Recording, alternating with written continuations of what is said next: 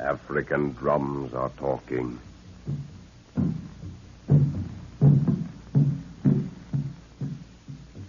The white man, listening, shivers to the booming rhythm. Atavistic memories taunt him. The drums of his druid ancestors take up the beat again in his subconsciousness after 1,000 years of silence. This is a land of mysterious rites, of devil dances and witchcraft. Out of the jungle comes a story of Africa.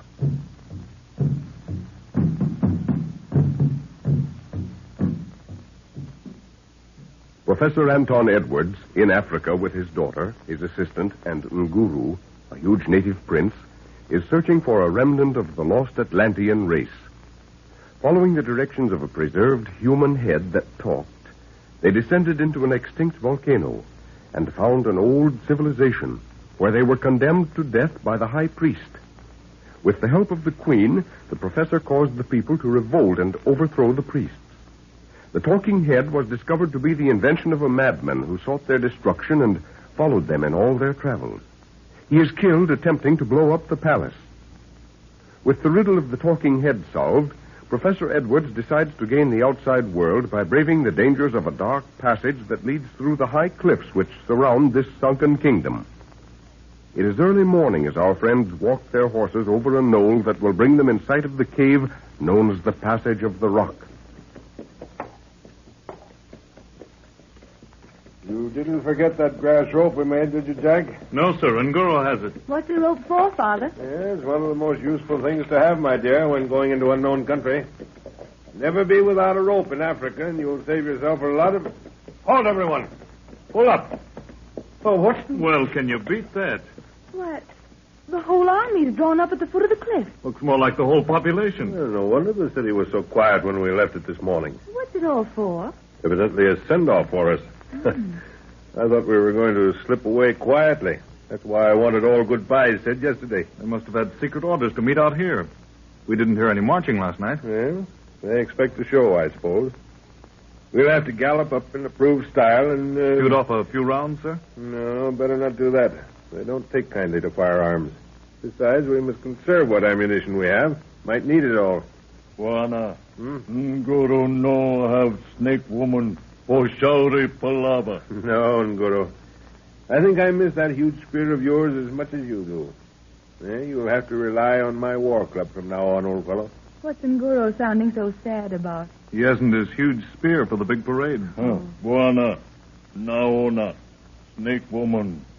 What's that? Well, for Pete's sake, he's carrying the bent spearhead with him. So you did go after it, you old sinner, eh? Plenty good medicine, Wana. But it's all twisted by the explosion. Nevertheless, it's still good medicine, Lorna.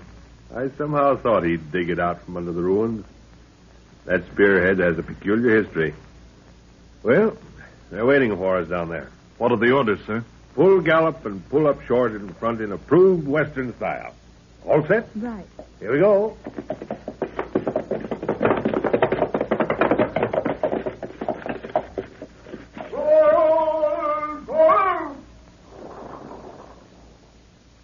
Dismount. Queen's waiting for us. Great man, my people, knowing of thy intention, have gathered to bid thee a fitting farewell. You do us great honor, madam. More than we deserve. Thou hast freed my people from a rule of blood and fear. Thou hast given back to me the kingdom that was taken from my ancestors. Thou hast endangered thyself 100 times, and yet ask no reward? To see happiness in the faces of your people is reward enough for us, madam. Oh, thou art a man, and the great God of my ancestors hath a reward in store for thee. Thou hast set thy face toward the dark passage of the rock, from whence no traveler hath ever returned. This is thy final decision? It is, great queen. Then shall a picked guard of my soldiers accompany thee into the darkness of the unknown. She's offering us a guard, Jack. Your father will never take it. See there, he's refusing the offer. The Queen doesn't seem to like it. That's Father. If he thinks there's any danger, he won't drag anyone else in unless it's necessary. Is that opening in the cliff the Passage of the Rock, as they call it? Yes. Doesn't look very inviting, does it? It does not. But it gives me the creeps to look at it. I wonder how far we'll have to travel once we get in before we reach daylight again. Heavens only knows. But we've plenty of torches. Your father's beckoning to us. Jack. Lorna. Her Majesty wishes to say something to you both. My children, for thou art children to me, brave children. My people and I have no words of sufficient weight to bespeak our gratitude. We can only bow to thy wishes and pray for thy safety. May I hold each of thy hands in mine for a moment? Of course. Certainly. There. May the God of my ancestors go with thee always. And now the great black warrior who himself is a prince. Unguro. Ay, Buana. Palabra. Muga, O Queen. Thou art a great and mighty fighter. In saving my life, thou didst sacrifice a weapon that was dear to thy heart. Therefore shalt thou carry a sword that hath been handed down to me from ancestor to ancestor. Thy mighty hand shall wield it to further victory. A crusader's sword. What a huge thing. Within this pommel of iron lieth an holy relic, placed there in reverence many hundreds of years past. Thy fighting heart will keep the quality of its tradition. I gird its trappings about thee. So, take it. Use it in good cause, and it will never fail thee. Asante Sana. Unguro gives you his thanks, Your Majesty. He is a man of few words and many deeds. He's taking it out of the scabbard. Oh, what a beauty. But isn't it too big to use in a fight, Jack? For an ordinary man, yes, but not for a girl. Watch him test the balance and swing. Wow, I'd hate to be in the path of that. Buana, it is good. Nguru, snake woman say, Asante. Your Majesty, this sword, fashioned for a mighty arm, could find no better champion in the cause of right. The prince has looked upon it and finds it good. He says both his dead spear and himself give you thanks. An arrow! Someone shooting arrows from the cliff, sir. That arrow was meant for you, Your Majesty. Evidently there are some followers of the priests left. Another one. Madam, please stand this side of the horse. It will protect you. Nay, I hide from no man. They're getting nearer. Buana, Nauna. He means that bush sticking out of the cliff face way up there. I thought I saw a movement there, too. Use your glasses, sir. Yes, there is someone there. I can make out I see him. Look out, there's another coming. Oh, Gosh, that was close. Give me your small rifle there, Lorna. right. The beggar's perched very precariously up there. I think I can bring him down. What do you make the range, Jack? It's deceiving, sir. Those arrows come from a height. Yeah, that's why he's able to get so much distance. He's shooting out and dropping them. Well, here goes.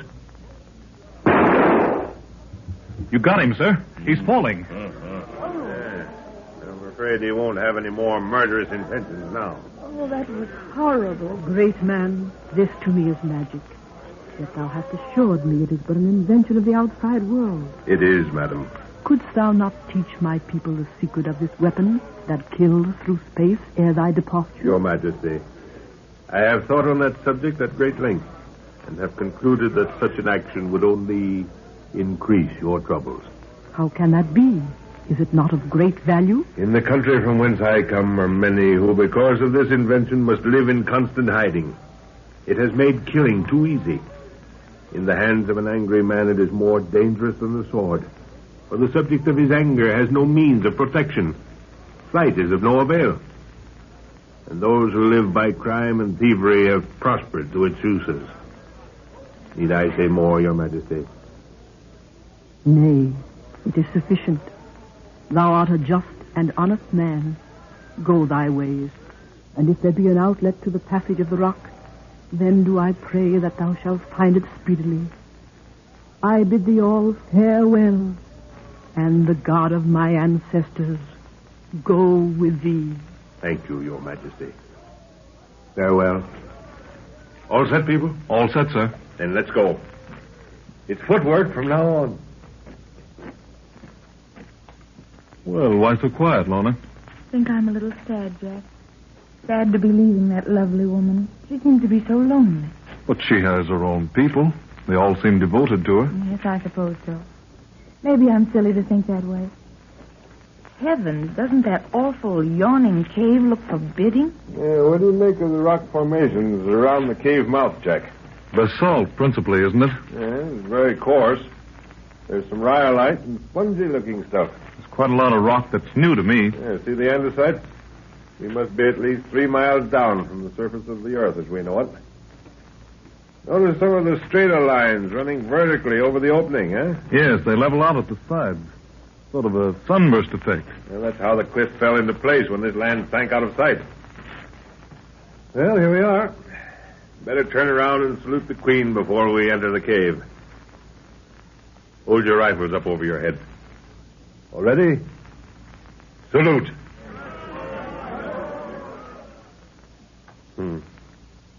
Rather sorry to leave them. Fine bunch of people. And the Queen is... Well, I better get along. Light one of the torches, Jack. Right. All okay, sir? Yeah. Well, keep close together now and don't lag. Wana. Nguru smell 'em plenty death. Death? Oh, Nguru would have to say something like that. I've got the creeps already. Oh, look at that. Just a pile of bones, my dear. Yes, I know. Don't worry about those things, Warner. Keep your eyes straight ahead. Well, there must be an outlet somewhere, Jack. Those great apes coming through here every so often prove it. Wana. No. Oh! What did you see, Unguru? Man, him stand to wall. No. Yes, I see. There's someone standing close against the wall of the passage right ahead. You see, Jack? Yes, sir. But it's barely an outline to me. Who's there? We're friends.